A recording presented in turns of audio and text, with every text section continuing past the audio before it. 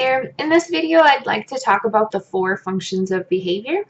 So again, dating back from the 50s, there are thousands and thousands of research articles that support that every behavior under the sun can fall into 4 different categories as far as the function of why those behaviors are occurring.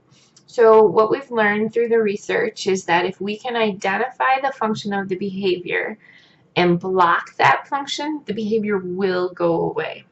So I'm going to go through those 4 functions and how to respond to them so that you can get that behavior to go away.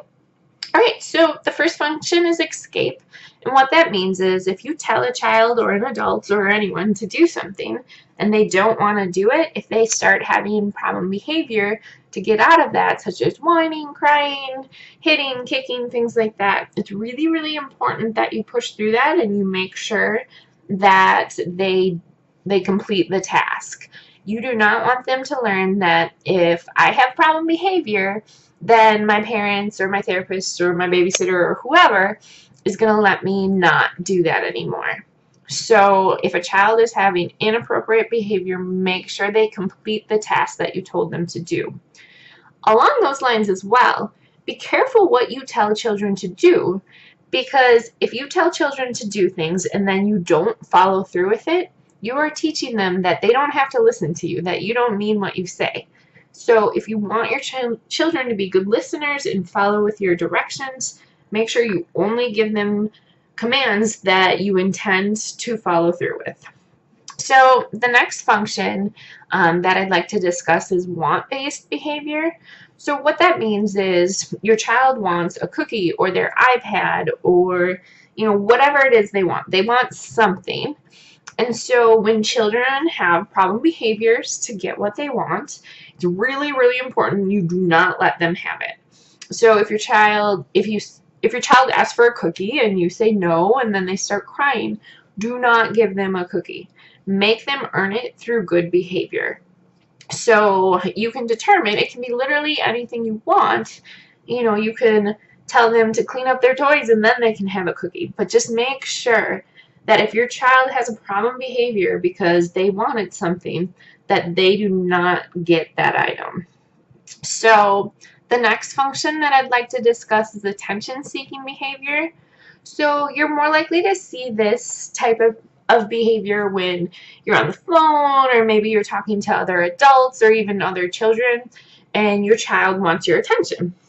And so sometimes they'll have problem behavior to get your attention. So if that's the case, it's really important you just ignore them. You can give them one prompt if you want, like, I'm busy right now, I'll talk to you later, but then don't interact after that, because even scolding your child, like, hey, that's not appropriate, you need to stop, that can reinforce the behavior because it's attention.